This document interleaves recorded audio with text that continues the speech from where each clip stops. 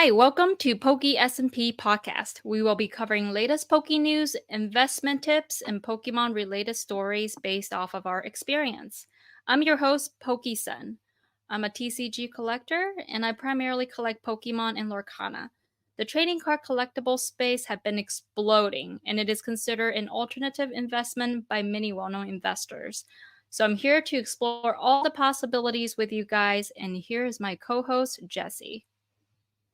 Welcome to the Poke SMP podcast. I'm the other half of this podcast, Jesse Peng.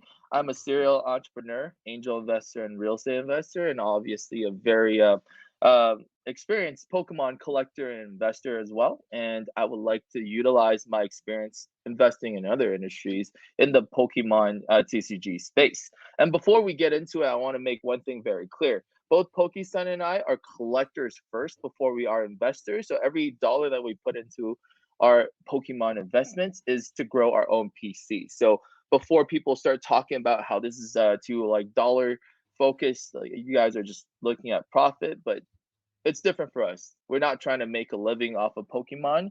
We're just trying to grow our collection organically through our Pokemon investments. So that is something that we aim to do. And also, I want to say that I'm probably one of the only people in the space that can call myself a true collector, investor, and a business owner at the same time. Most people say they're all three of those things, but most of the time, most of the sellers that I know don't really have a personal collection, and most everything is inventory. I also own a shop with my wife. It's a hobby Pokemon shop that we've had for the last 4 years. We don't really do it for profit, like we donate most of our profits, and also put it towards our collection. So I am truly all three of those things at the same time. There are parts of my personal collection that someone can offer me $1 million today, and I wouldn't even blink an eye. So it's something that I hold true to my heart, and it's something that hopefully I can utilize my experience and give people and bring value to the people that are looking to invest and collect in Pokemon as well. Well, thank you for that awesome introduction. So this podcast is brought to you by SlabMags. SlabMags are premium slab protectors with built-in UV protection. It comes in very stylish colors like the one Jesse is showing you right there. Make sure to check out slabmags.com. We will be giving away SlabMags to 5 lucky subscribers. Be sure to like, subscribe, and comment down below with your thoughts about today's discussion. We will announce the winners around May 1st. Leading into our cover story, we will be talking about the highly controversial Omega Mystery Box. We will reveal the story behind the first edition Charizard slab that was pulled. So quick recap on the controversy surrounding the Omega Mystery Box. First, people doubted the legitimacy of Omega Mystery Box because of the amount of junk slabs being opened. There are people out there that thinks Omega Mystery Box is a scam because they didn't believe that the Charizard was randomized into the Mystery Box. I mean, I cannot think of another Mystery Box with a chase that's worth around 40, 50k, so it's a legitimate concern that the Zard might not be in there. However, it was actually recently pulled live on camera by a small TikTok streamer, and I'm sure a lot of people were surprised that it was even pulled. So, Jesse, I'll let you take over and share your side of the story on who ended up with that Zard. Yeah, so this mystery box has been the center of a lot of controversy in the hobby over the last, I would say, 4 to 5 months. And I would like to preface this by saying the owner, Sean Bassick, has no business association with either of us. So we're not doing this to clear his name or to do anything, but we're just trying to come out and state the truth and nothing but the truth. And I think it's a very interesting story. And before we talk about exactly what happened, I want to cut to the chase and let you guys know that I currently am the proud owner of the CGC Gem Mint 10 First Edition Charizard that was pulled from the Omega Mystery Box. And as you guys can see, to match the cert numbers, this is the exact one that was pulled and given to the winner. His name is Lord Jucifer on Instagram, Andrew Sussman. And yeah, I'm gonna go into kind of like the story on like how I was able to find and acquire this piece of grail in the modern hobby.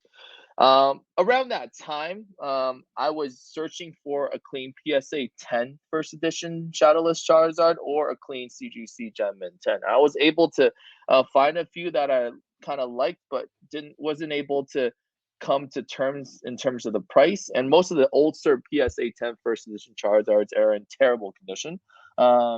Even though they're going for like $200,000 and $250,000. So I wasn't able to find one for the longest time, but I believe this was late February. I did see a YouTuber by the names of Dr. Applesauce post a screenshot or a picture on his YouTube community account saying that, hey, somebody pulled a first edition Charizard from the Omega Mystery boxes. Immediately, I texted my friend Zach, and I want to be very clear. Zach, Genman, Pokemon, and I have been friends for like the last 4 or 5 years. So we're very close friends, and he actually came and visited me in December of 2023 and stayed at my house for a few days and brought like 10 Omega Mystery boxes for me to see. So that was literally my only exposure to the Omega Mystery box. I opened up 10 boxes with him, and I remember the whole time he was super nervous. Every time we opened a pack, he was like, hey, let's pull out our phones just in case the first edition Charizard is pulled. We have to get it on camera, because if we don't, then people think that we never put it in. So that was my exposure to the Omega Mystery box, but I didn't really think much of it. I thought it was a pretty cool concept. It was very hard for us to pull any really good hits, just like a lot of other people are experiencing. But for the most part, the expected value for the box is around the $250 USD expected value and retail mark. So I didn't have any business association with the Omega Mystery boxes. We didn't buy anything. It was just strictly a product brought from a friend to show us this is something cool that he was working on. So anyways, back to March of 2024. No, actually, no, this is last week of February of 2024. I found out, I looked up the scans on CGC. I was like, this is actually one of the cleanest first edition Charizards I've seen in my life. For those of you that don't know, CGC scans on the site is super bright and super high definition, and it barely hides any flaws, unlike the PSA scans, which is usually slightly darker and it hides the surface flaws. If there is a scratch on your CGC card, it will show up on the scan because of how bright it is and how high definition the scans are. So I was looking at it, and there is literally no print lines and no scratches on the hollow. The front centering is around 4654 and 4852, which is within the PSA 10 parameters. And there's only one small nick in the back. So I was looking at it. This is stronger than every PSA 10 Old Cert first edition Charizard I looked at for the last 3 months. So I was like, I wish I could find this person and make him an offer so I can actually buy the super clean first edition Charizard. Fast forward a couple days, I saw Rattle Pokemon make a video about the situation. And in the video, he did some digging and found out the username of the person is Lord Drucifer. And I was like, that sounds like a pretty interesting name. I don't think there's too many Lord Drucifers out there on Instagram or on social media. So by chance, I searched them up on Instagram, and I found a guy named Andrew Sussman with a picture on his profile, a very, very pixelated picture of a first edition Charizard. It looks like a screenshot was taken from his iPhone 7 or 8 or something back in the day. So I was like, this must be the guy, because it's an older account. So very highly unlikely that someone is trying to impersonate this person because of that Rattle video. So I started talking to him, and I guess we can pull up the screenshots. As you can see, on February 23rd, I asked him, hey, Andrew, word on the street is you pulled the CGC 10 Zard from an Omega box. Are you open to selling it? He said he's taking offers. And then I asked him if he had the card, and you can see this is a very, very blurry screenshot of a Charizard. I was like, in my head, I thought this guy probably doesn't have the card, because why can't he just take a better photo of it? This looks like a screenshot from a photo that contained the Zard with a bunch of other cards. Exactly. So I was like, hey, can you send me a better photo? And then he sent me some more and says this is the closest I can get. And he was saying I have an iPhone 11. So I was like, oh, makes sense. So then I started asking him about certain different things. There's a lot of the conversation that's not a screenshot here, but basically at first he rejected my offer for around, I believe, 40 something thousand USD because he wanted half, 50% PSA 10 comps. So I actually didn't talk to him for another 3 days, but then I came back and asked him, like, I can offer you this much money. We ended up reaching a deal, but that was when the challenge, actually, the real challenge started. We were trying to negotiate a way for him to take payment. He wanted a cash deal at first, but I was like, I don't really want to go to the place that he mentioned because it's 5 hours away from the nearest airport. And then I started asking him for wire info, and he says he doesn't have a bank account that takes wire. And also, he doesn't have a PayPal that can, he doesn't have a bank account that can link to his PayPal either. So That's crazy. it's around that time I was like, this is probably not going to work because it's almost impossible for me to get this money to Andrew without seeing him in person, giving him cash. And I want to say, like, Andrew is a really nice guy, and I believe he's a veteran that served this country. So this is nothing against him personally. It was just kind of a complicated situation for me as the buyer of this very expensive card to safely transfer my money to this guy so I can receive the card in return. Um, After a while, he decided to go and get a bank account that could be linked to his PayPal, so I could send him PayPal. And we ended up doing that over the span of 2 or 3 days after. And these are the screenshots to show that it actually happened. His PayPal wasn't able to take the full amount on the first day. After that's done, oh, actually, before we did that, we actually found a middleman who owned a shop in his area.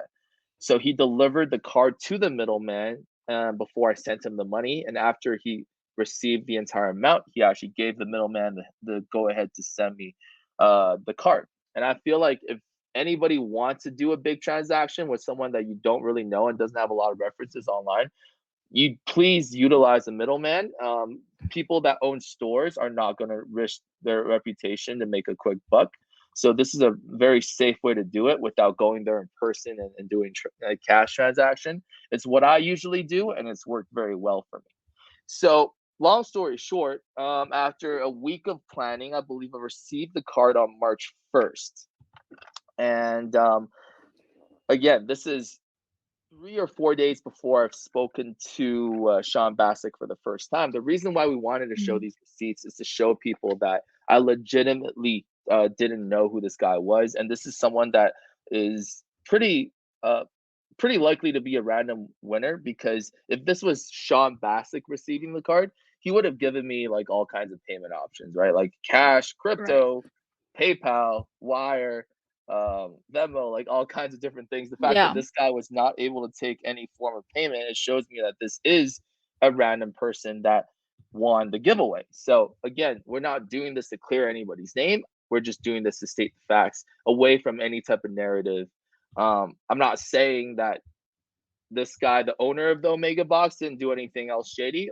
I have no idea. I have no experience or expertise or any inside knowledge on that. But for this particular card, it was actually randomly placed into an Omega Mystery box, and it now belongs to me. After some help with Rattle's video and some tough negotiation with Andrew Sussman, I believe a lot of people would have given up on this card after hearing that. There's one point, I don't know if you have the screenshot here, but he was asking me to deposit some money into a Walmart account, which I've never heard of. Right. Do we have that in the next screenshot? Yeah, so this part, he was saying, hey, do you guys have Walmart? I was like, yeah. And he's like, yeah, you don't even need to go to the store. You can do an online money transfer on Walmart. And so I was looking at it, and it literally links me to a page that looks like Walmart that I have to deposit money into. So at that point, I pretty much almost gave up on this deal. I was like, this is probably not going to happen because I'm not going to send money to this random link that he linked me. And that was something that I was very, very concerned about. And it was a red flag. Red flags are all over the place, but for this particular card, I thought it was worth exploring other options. So eventually, I ended up asking him to make a PayPal account. And in order to make a PayPal account, he actually went to the bank and made a bank account that was able to be connected to his PayPal account. And we found a middleman in Philadelphia, which is close to where he lived, I believe. And he drove down to the middleman who owned a shop and dropped off the card. And the arrangement was I have to pay him in full, which took 3 days because his PayPal account wasn't able to take the full amount on the first day. And once he Mhm. confirmed receipt of the payment, he informed the middleman who owned the shop to send me the card. And I recommend this transaction method to anybody that's looking to buy a big card from people that have less references or just a big card in general, because you don't want to take the risk of someone receiving the money first and not having the card. Using a middleman that's reputable, that owns a business, is always the better way to go, because no one will risk their reputation and their shop and their business to make a quick buck. So it ended up working well, and I believe on March 1st, I was the proud owner of the CGC 10 first edition Charizard. I had it in my possession, and just look at how beautiful this thing is. It is cleaner than all of the PSA 10 old certs that was offered to me, and I'm super happy to receive this. And I just want to Amazing. say, like, the main reason why we decided to tell the story is, number one, it was a crazy journey to get this Grail card. And number two, we have no business association or financial interest with Sean Bassick, but we are good friends with Gem Pokemon Zach, and he's had a great reputation in the community for a long time. And I would like to state the truth and nothing but the truth, because I don't know anything about Sean Bassick, but I've known Zach for a long time, and I know he wouldn't do anything to harm the hobby or anything to scam anybody. And from our experience, this card was placed randomly into an Omega Mystery box. And this is something that I strongly believe, because if Sean Bassick was the recipient of this card after the giveaway, he would offer me all kinds of payment options. I believe he's going to say something like cash, Venmo, uh, all kinds of different options like Right. wire transfer. This guy had no idea to take this amount of money. So it has to be someone that's random that won it. And as you can see on screen, there's Zach placing the first edition Charizard into a random mystery box. And to hold ourselves accountable, I want to show the screenshots of me and Sean Bassick's conversation too. The first time I've spoken to Sean Bassick on Instagram, I believe, is March 4th, which is 3 or 4 days after I've received my first edition Charizard from the Omega box. And as you can see, this was after someone sent me a screenshot of his story selling a bunch of his Gold Star Pristine 10s, or a bunch of Pristine 10s. And if you look at this, you can see that I'm asking him, "Hey, how much are you asking?" And asking for his cards. I was genuinely blown away by the number of crazy cards he had in his collection. And I asked him for his name. He said it was Sean. And then eventually, I actually realized this might be Sean Bassick. So I was like, if you can see on the fourth screen, I was like, I just realized it's Sean Bassick. So this is the first time I've spoken to Sean. And I've not met him in person at this point. And I've only met him in person one time at LA Collecticon on March 8th. Again, he's been super nice to me, but I have no financial incentive to make him look better than he is. I don't know anything about his business ventures. I'm only here to state the truth and nothing but the truth. And the truth is, this first edition Charizard in my possession was placed in an Omega Mystery box.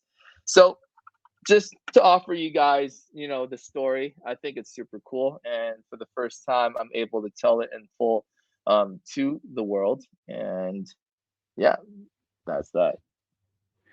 Yeah, my ending conclusion is that the Omega Mystery Box is not a scam. And I do trust Zach, Gem and Pokemon. He is a very reputable person. As you can see in the prior shot, he placed the Zard into the stack of slabs, and you can clearly see the Charmander Pristine 10 that was also placed along with the Zard. And on the right, you see Lord Drucifer's TikTok account, and he also have the pristine 10 Charmander in his possession. So I do believe that Gemman truly placed the Charizard inside, and then it was not tampered with. Let's move on to trending TCG news. Jesse, what are your thoughts about the recently graded Pikachu Illustrator in a Tag 10? And what are your thoughts about Tag Grading Company as a whole? So I want to make my opinions known on tag. I think a lot of people that do follow me on Instagram already know where my stance is because my background is in technology. My family is in technology. I grew up in Silicon Valley and we invest in a lot of tech companies. So for me, I really like industry disruptors that utilizes technology to solve a pain point in the industry. And if you think about it, for the big three that are currently dominating the collectibles grading industry, PSA, CGC, and BGS, they all have the same problem of being inconsistent, not transparent with the grade because you don't know why a certain card got a 9, 10, 9, 5, 8. And also the human error, including, I hate to say this, but corruption and preferential treatment to some big customers. Not saying every company does it, but it's unavoidable for that to happen when it comes to human elements, adding human elements to the grading process. So there's a lot of AI grading companies that claims they are objective and transparent grading, like AGS. I'm going to just call them out. If we can pull up the AGS grading report, we don't have to do it now, but if you can pull up the AGS grading report, you can see all they have on there is the subgrades and a few pictures with circles on certain flaws. If you can see the tag grading report, it literally has every single flaw detailed. If we can pull up that video illustrator so people can kind of see, you can see every surface flaw, every whitening, this exact centering ratio. So you can see exactly why your card got the score that it got. There's a lot of people that say there's no way for tag to become one of the leaders in this industry because PSA and all those companies have a huge market share, and the big collectors will never grade the top collectibles. The big collectors will never grade their expensive cards with tag because of the value associated with PSA and BGS and CGC is so much higher than tag. But this actually shows that there are a lot of big collectors that do believe in technology disruption and the value of transparent, consistent grading because this tag 10 Pikachu Illustrator, according to Nito and Dubsy, who Dubsy is actually the previous owner of the PSA 10 Illustrator that was sold to Logan Paul for 5.3 million, and Nito was the guy that put together the deal and has owned and transacted probably over 10 Pikachu illustrators. Both of them said this tag 10 illustrator is the cleanest illustrator in the world. So this is perhaps one of the most important cards in TCG, period. And now it's being graded at tag. So I really, really think this is a huge step forward for the hobby and for tag as a whole, because it kind of like moves forward the movement that we've been talking about, buy the card, not the grade, because there's a lot of conversation online about which grading company is better. And I'm frankly pretty tired about talking about it because every single one of the big three makes mistakes. CGC has had many pristine 10s and gem and 10s that are not worth a grade. PSA, pretty much all of the old star PSA 10s that are being sold for astronomical numbers are true PSA 8s or 7s or 9s according to today's standards. Same with BGS. There's a guy that had a 100 card order with 48 of them being black labeled. So there's a lot of issues with the big three. And if tag becomes a company that's relevant in the industry, it will solve a lot of those problems. So to me, this is a big step forward for the company tag and also for the collectible grading industry as a whole. And I feel like when people see tag become more relevant, the other companies will hold themselves more accountable and not give out as many inconsistent grades as well. So to me, this is an overall positive story. Yeah, I think tag will address a lot of concern that people have with PSA and their inconsistency in grading. But first, what are your thoughts on how many Pikachu's are in Pikachu Illustrator are in existence?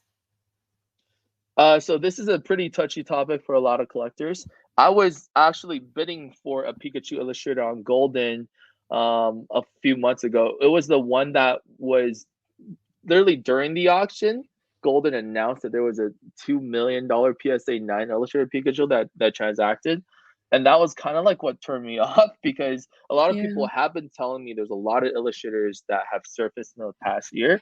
Yeah. And I don't believe the 39 copies printed number that was originally believed to be true Right. Hmm. is true because there's a lot more. If you look at all the PSA 9s and the CGC 9s and the BGS 9s that was graded over the past year, I believe there's like an extra 25 copies or so that surfaced just in the last year and a half. And what used to be like a once every year type of phenomenon when an illustrator becomes available for auction, it seems like every other week there's an illustrator, at least for the last like 3 4 months or so. They have slowed down recently over the last 3 months, but from I would say the middle of 2023 to the end of 2023, we've seen, I believe, 15 or 16 illustrators that were auctioned off. So I think the number is realistically closer to 80 to 100, What? and not 39. I believe it's probably double that number now because you still see raw illustrators being acquired in Japan today. So it's not something that it's not what people thought it was. Well, would it Certainly be not. dethroned as the king of the Pokemon hobby? I don't know. That might be the case in a few years. It's currently still the most expensive card, but it has dropped a lot in value. I believe a couple years ago, or even last year, at the beginning of 2023, a PSA 9 was still a $700,000 card. The most recent comp was just under 400K, so it has dropped quite a bit. Do you think about people recracking the slab and resubmitting over and over, driving up the pop report? I think that does contribute to the number, but very highly unlikely the old cert 8s and 9s would get a higher grade from any other company. A lot of them are new cert 9s, right? So I do believe that plays a factor, but not a significant factor. And speaking of cracking and regrading, that's one of the other things that I find that Tag will be able to solve, because there is a YouTuber that did an experiment online where he cracked two tag slabs and resubmitted a tag. And not only did those two cards get the same numerical grade out of 1,000, which is almost impossible to get, but they actually got the same cert number, which means the AI grading system for tag identified both of those cards being the same cards that were submitted before. Now that is consistency for you. Wow, that's pretty crazy. Okay, so now we're going to move on to top investment tips. First, we're going to be talking about modern sealed investments. I have a spreadsheet here with the total value of the set. So if you were to purchase every single card in the set raw, this is the total value on the right column. And then I rank them by its overall value from the highest to lowest. So as you can see, there's no question that Evolving Skies is the best Swish era set. Some people would still say it's undervalued. However, at the $700 price point, which is out of many people's budget, Jesse, what would you consider would be the next set you would invest in? Yeah, so Evolving Skies, I've actually invested a lot, very, very heavy into it. In December of 2023, I pretty much put most of my investment capital for Modern Sealed into Evolving Skies. I purchased a total of I purchased a total of 12 cases. I have 4 cases before, but I knew Evolving Skies was about to go up because I was stagnant for the last like 4 months or so during that time. And one of my first investment tips I want to give to people is buy really heavy in December, because almost every year in December, because people need Christmas money, they sell their products for very cheap. So my buying price at the time was around 21 to 2200 USD per case.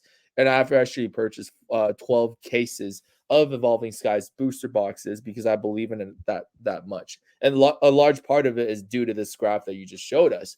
The total value of the Evolving Skies singles are extremely high, and it's a set that we probably have never seen and will never see again. I do want to say, because it did go from around 400 to 700 USD over the last 4 months or so, this is probably not a set that you want to put your money into, because my investment philosophy has always been go against the hype and go against the FOMO.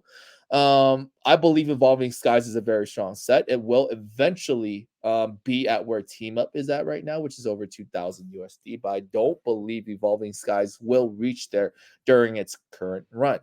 What usually happens when when a set like this explodes is once it reaches a certain point, let's say $1,000, a lot of these numbers are really well rounded, because when people see that number, they will want to cash out. They will want to realize their gains. So when more than one person decides to do that, usually there is some sort of market correction or retrace or stagnant or become stagnant for over a period of time. So even though I do believe in the long-term potential of Evolving Skies being the number one set in the Sword and Shield era, hell, some people might say it's the greatest set of all time, and I think it's not far from it. But your investment dollars is most likely better put towards a set like Lost Origin, Fusion Strike, Chilling Reign, those that are just about to be out of stock on the Pokemon Center or have recently been out of stock. Let's put it like this. If you were to spend $1,000 into Evolving Skies or Lost Origin, let's say the same amount of money, the percentage gain for Lost Origin has a higher potential than Evolving Skies, because I think it's more likely for Lost Origin to go from $144, which is the MSRP price you can purchase from the Pokemon Center, to $225, which is where Fusion Strike is at by the end of the year, assuming that it does sell out in the next month or two. Then Evolving Skies were to go from 700 USD to around 1200 USD. It could happen. Both of them might happen at the same time at the end of the year. But to me, I think the safer bet would be Lost Origin, Brilliant Stars, or one of these sets that are about to go out of stock on the Pokemon Center. For modern sealed investing, it's pretty straightforward, very easy to time. So if you think a set is desirable and it's almost outside of the reprint window, which is usually determined by competitive play, if a set is about to go out of rotation, there's almost no incentive for Pokemon to print more. So we're looking at sets that are around 2 to 3 years old, like Lost Origins, Brilliant Stars, Astral Radiance, and all of these sets. So I would say the tip that I both PokeSun and I agree is to invest in Lost Origin and Brilliant Stars. And if you can find good deals for Chilling Reign and Fusion Strike, those two sets as well. But they have already appreciated quite a bit from the $144 MSRP. So I would say right now the next set is Lost Origin. It's very, very similar to Evolving Skies, obviously on a lower level if you look at the set breakdown, with one of the biggest cards in the Sword and Shield era in the Giratina V All Arts.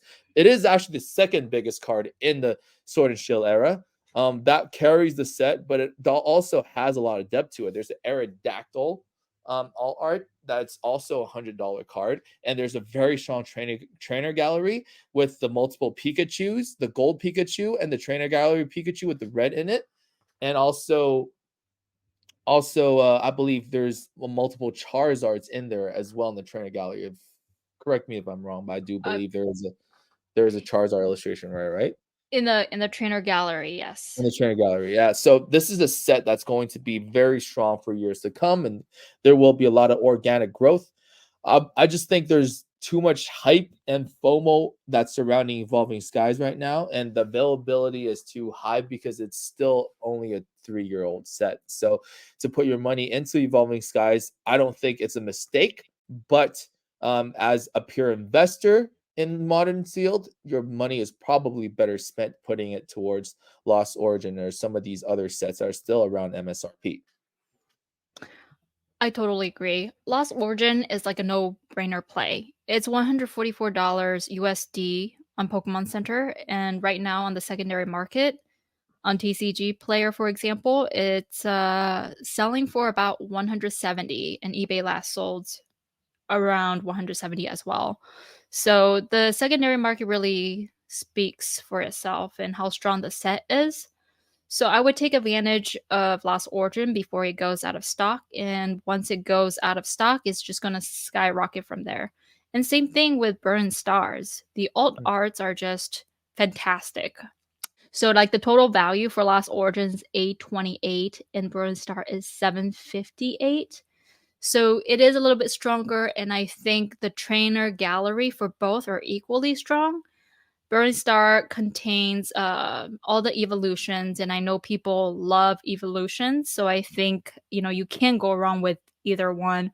But if I were to put my investment dollars into seal product, modern seal product, it would be Last Origin first, and then Brilliant Star next in that order. Yeah. I think so too. I just want to make one thing very clear. Like, I don't want to sound like Evolving Skies hater. I'm not saying Evolving Skies is not a strong set. If you were to continue by Evolving Skies, I don't think you'll lose in the long term. Maybe we're focused on seeing on long-term investment. Evolving Skies definitely has the highest ceiling. And it actually goes against my financial interest to say not buy Evolving Skies right now, because I do have 16 cases of Evolving Skies, which is close to like $100,000 position in Evolving Skies as a whole. But I just don't see Evolving Skies seeing the same percentage gain as these other products that are still for sale on Pokemon Center for MSRP of $144. We're not looking at the TCG pricing because there's a buy price of $144 that's well below the TCG market price and eBay market price. So I think you should definitely invest in Lost Origin Brilliant Stars first. But if you were a collector and you want to collect these sets, then obviously Evolving Skies is the better choice. I'd rather have one Evolving Skies booster box than 3 of the other ones if I were a collector. But as an investor, the percentage gains have already been realized for Evolving Skies over the last 3-4 months. Not saying it won't become $1,000 box in the next 2 months or so. It might, but it's highly unlikely that it will continue its run up to 12, 13, 1400 in the short term because of how available it is and how much hype and FOMO that's surrounding it right now. So I'm not saying it's a bad set. It's absolutely one of the greatest sets of all time. I just think Lost Origin and Brilliant Stars are better investment pieces right now. I totally agree. Yeah, moving forward on modern Japanese sealed product that you would invest in. What is the top Japanese sealed product that you would recommend people invest their money into? Would it be the Japanese 151, or would it be Shiny Treasure now that it's only $35 on the secondary market? Crazy. I personally think so. Again, like, my investment philosophy is go against the hype. Same thing with crypto. Once you heard everybody and their grandmother and their aunt are investing in something, like, it's probably way too late, and you're basically just going to be left there holding the bag. The good thing about collectibles is they're never going to zero because it's always going to be desirable in the collectible community. But you don't want to be buying stuff that everyone is just buying because other people are buying. And for the last 2 years, I've been telling my mainland Chinese friends who just got into the hobby to stop buying Japanese because it was insanely overpriced. It's market manipulated. All of the waifus are going for 5-6 figures, and the Japanese modern promos and the boxes, they're overpriced. And as you can see, a lot of the waifus have dropped over 90%. Japanese waifus, that is. And Yeah, a lot of the I'm Japanese glad I models. never got into collecting the waifus. I mean, I just was Yeah, never into exactly. it, so I never jumped on the hype train. Yeah, So, and the Japanese modern promos that's not a Poncho Pikachu have all crashed as well. Like the Alola Friends, it was for sale. It was around $13,000. One of my friends bought it for 11,000 and thought he got a good deal, and I was like, my brother, you just lost $6,000, which he did. It's now a $3,000 card. yeah, it's very unfortunate for those people that picked it up at the peak and the hype. I think Yeah, they lost quite a bit of money. So never yeah, never jump on the hype train for these type of exactly. cards. Investing is very counterintuitive. Like, you want to buy stuff at the bottom and sell stuff at the top. So what that means is you have to buy stuff when nobody else is buying, and you have to sell it when everybody else is buying. So it's almost the opposite.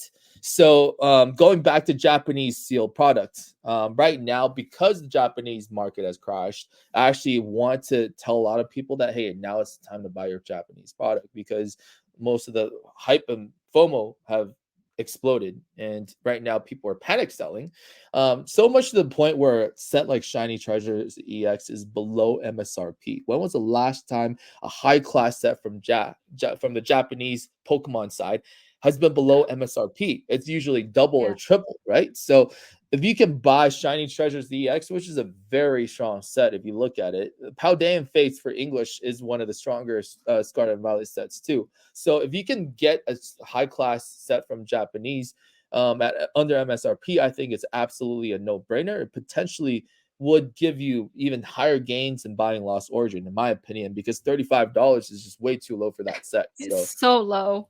Yeah, so if you have access to Shiny Chargers EX, buy a couple of booster boxes. It's only gonna be like a few $100s for you to buy a few. You can buy like 3 of them for $100. You know, that's an average nights out. And in a couple of months, I believe it will appreciate back to its normal. Like I would say, like it will be a $70 box with by the end of the year, in my opinion, Right. because it is a very strong set and historically high class Japanese sets like Tag Team EX, EV Heroes, CP6, all of these sets, even like Shiny Star V, um, they've all performed pretty well over time. So $35, great buying point for that set, and it's literally free money. I totally agree. Shiny Treasure has all those top hits. Iono, SAR, Charizard, Yeah, EX, yeah, the Mew Altard, right? The Bubble Mew. yeah, It's got a big major selection of good chase cards, and also the Gardevoir. That art is beautiful. I yeah, mean, I think there is a lot of value that goes into that set, and I think that is a great investment potential if you can get it at about $35, which yeah. I think I saw like a lot of places selling for $35 to $40. And so Yeah, we should. a lot of Japanese stores are panic selling right now because the market has crashed, and it's going through what we went through in English in 2020 to 2021, except for the people that were going through it that are going through it now hasn't been through cycles, so they don't really know if it's going to come back up. But the people that are more seasoned have been in the hobby for a long time, like we've seen like the cyclical nature of the market multiple times. In 2016, Pokemon Go came out. It was a very, very good market. 2017, 18, 19 crashed. 2020, the pandemic came. It was all-time highs for everything. And then it tanked in 21 and 22. And everyone freaked out. It was like, Pokemon's dead. It's never going to come back. And now 2023 and 2024, things are coming back. And I would say the modern market is probably as healthy as ever. The same thing will happen to Japanese because they went through what we went through in 2020 in 2023 last year. And now we're experiencing the down market. Now is the time for us to go into Japanese sealed right now and find those deals like Shiny Treasures EX and capitalize on it. Okay, so that does conclude our first episode. I do want to say that this is our first episode together, so there's a lot of improvement. So please leave your comments below. Try and be nice, but also if you have constructive criticism, we'd be very happy to hear it. I guarantee you the 10th time that we're gonna do it is gonna be a lot better than the first time. So we hope for you guys to stay.